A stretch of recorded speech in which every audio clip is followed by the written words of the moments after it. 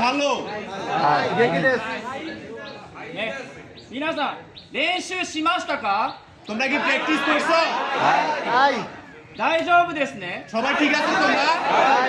今日は 100%、100% の力を出してください。 আজকে 100% শক্তি দিয়ে করবা দরকার হইলে, হ্যাঁ?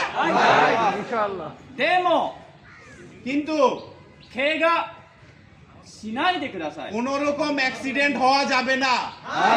怪我をすると私たちは悲しいです。 তোমরা অ্যাক্সিডেন্ট হলে আমরা দুঃখ পাই, কষ্ট পাই।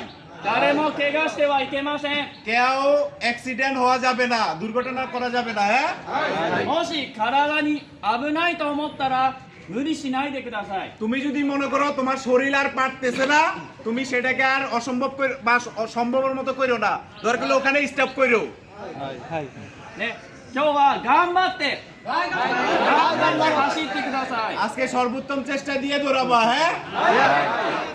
皆さんが合格できるように待っています。 তোমরা পাস করার জন্য আমি অপেক্ষা করতেছি।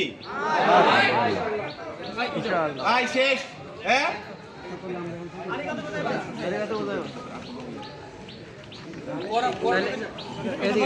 তোমরা চলে যাও,